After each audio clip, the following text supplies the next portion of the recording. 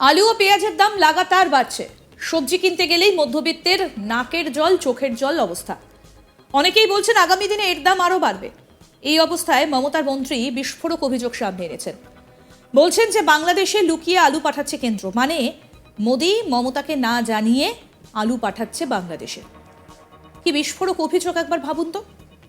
যেখানে বাংলাদেশকে বয়কটের ডাক দিচ্ছে হিন্দুত্ববাদী নেতারা, সেখানে কিনা বিজেপি সরকার সেই বাংলাদেশকেই পিছনে পিছনে হেল্প করছে। মঙ্গলবার আলুর দাম নিয়ে সাংবাদিক সম্মেলন করেন রাজ্যের মন্ত্রী বেচারাম মান্না। তিনি বলেন, কিছু অসাধু ব্যবসায়ী বেশি টাকা লাভ করতে চাইছে। এখন খুচরো ব্যবসায়ী আড়তদারদের কাছে আলু নেই, সম্পূর্ণ আলু চলে গেছে স্টোর মালিকদের কাছে, যারা 20,000 থেকে 1,20,000 প্যাকেট আলু গচ্ছিত রেখেছে। সেগুলো খোঁজ চলছে। যারা এই বেআইনি মজুত করেছে তাদের বিরুদ্ধে সরকার কড়া পদক্ষেপ নিতে চলেছে। তারা এ রাজ্যের মানুষের কথা না ভেবে বাইরে আলু নিয়ে যাওয়ার চেষ্টা করছে। গত নভেম্বরে কেন্দ্রের বিজেপি সরকারের সহযোগিতায় তারা বাংলাদেশে আলু পাঠিয়েছে। তারা মালদা, দক্ষিণ দিনাজপুর, কোচবিহারের চেকপোস্ট দিয়ে আলু পাস করিয়ে দিয়েছে। আমাদের যা হিসেব তাতে 3রা সেপ্টেম্বর থেকে 2রা ডিসেম্বর পর্যন্ত এ রাজ্য থেকে 8,43,294 মেট্রিক টন আলু বাইরে গেছে। আমাদের মুখ্যমন্ত্রী বলেছেন, আমাদের রাজ্যের প্রয়োজনের পর যদি বেশি থাকে বাইরে পাঠাতে পারি। সরকার বদ্ধপরিকর কলকাতা সহ সারা রাজ্যে আলু সাপ্লাই দিচ্ছি। এই বিষয়ে রাজ্যের ডিএমরা সক্রিয়। দুদিনের মধ্যে আলুর দাম নিয়ন্ত্রণ করছি।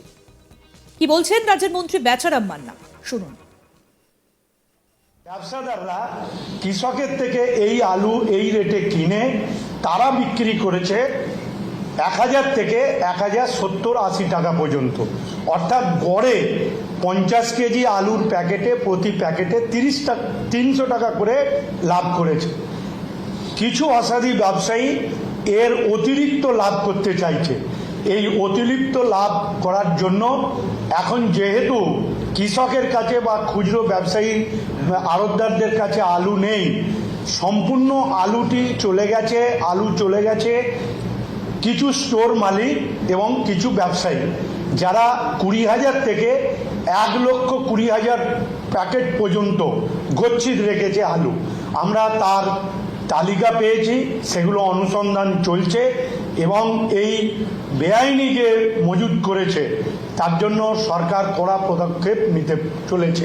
এবং এটুকু জেনে রাখবেন যে এই অসাধু ব্যবসায়ীদাররা, এই সীমিত সংখ্যক 40 জন এ রাজ্যের মানুষের কথা না ভেবে তারা আলু বাইরে নিয়ে যাওয়ার চেষ্টা করছে। এবং এটুকু জেনে রাখবেন যে গত নভেম্বর মাসের প্রথম সপ্তাহে কেন্দ্রের বিজেপি সরকারের সহযোগিতায় তারা বাংলাদেশে আলু পাঠিয়েছে মালদার মেহেদিপুর চেকপোস্ট এবং দক্ষিণ দিনাজপুরের হিলি এবং কুচবিহারের চাংড়াবান্ধা দিয়ে ব্যাপক আলু পাস করিয়ে দিয়েছে। এ পর্যন্ত আমাদের যা হিসাব তাতে 3রা সেপ্টেম্বর থেকে 2রা ডিসেম্বর পর্যন্ত এ রাজ্য থেকে 8,43,294 মেট্রিক টন আলু বাইরে গেছে।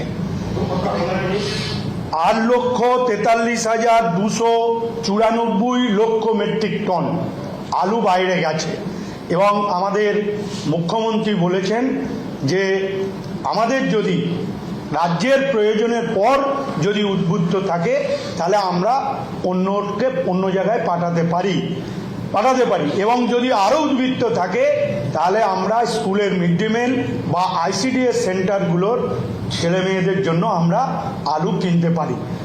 সে কথা না বিবেচনা করে একদিকে প্রগতিশীল আলু ব্যবসায়ী সমিতি, 40 জন হিমঘর এবং বড় ব্যবসায়ী তারা এইভাবে মজুদ রেখে সরকারকে বিপাকে ফেলতে চাইছে এবং কর্মবিরতি করছে। এই কর্মবিরতির ফলে মানুষকে একটা অসুবিধার পরিস্থিতিতে ফেলার জন্য চক্রান্ত করছে।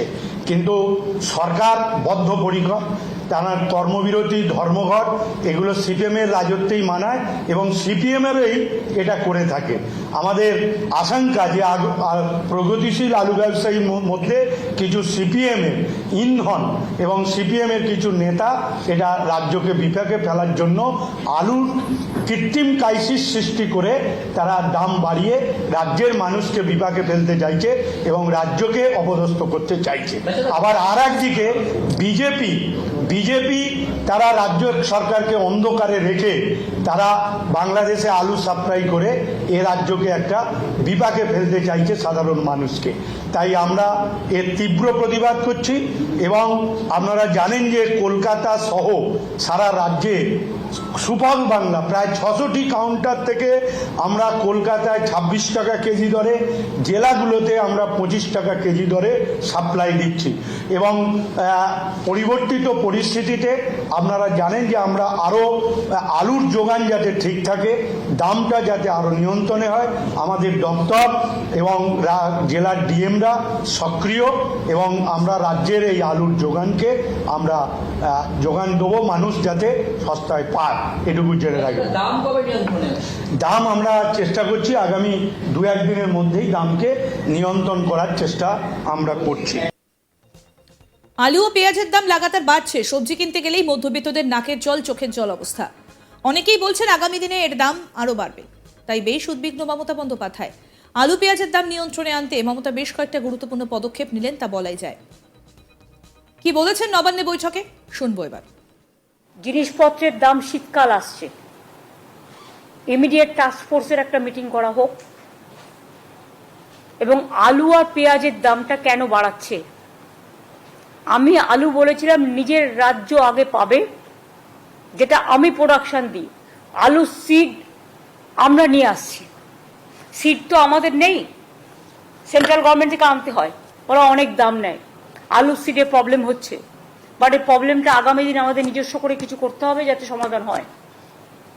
কিন্তু আমরা বলেছিলাম আমাদের যা প্রয়োজন রাজ্যের, সেটাকে রেখে নতুন আলু যতক্ষণ পর্যন্ত না উঠছে ততক্ষণ পর্যন্ত বাইরে আলুটা যাবে না। এখন তো দেখছি এরা এক্সপোর্ট পর্যন্ত করতে শুরু করে দিয়েছে। Please take stock. আমি আজ থেকে মার্কেটিং, অরবিন্দ আমাদের ওঙ্কার মিনার হাতে দুটো ডিপার্টমেন্ট ছিল, একটা এগ্রিকালচার ডিপার্টমেন্ট আর একটা মার্কেটিং ডিপার্টমেন্ট এগ্রিকালচার। দুটো খুব বড় ডিপার্টমেন্ট, একজনের দ্বারা সম্ভব নয়। বেচারা মান্নাকে আমি দায়িত্ব দিলাম, অ্যাগ্রো মার্কেটিং ডিপার্টমেন্টের চেয়ারম্যান করলাম আজ থেকে। সুতরাং প্লিজ টেক এ স্টক, কোন পজিশনে আছে এবং আমাকে জানাতে হবে, টাইম টু টাইম মনিটর করতে হবে। সেরকম যদি করে বাংলার আলু বাইরে চলে যায়। আরও আপডেট পেতে দেখতে থাকুন আজ তাক বাংলা, সাবস্ক্রাইব করুন।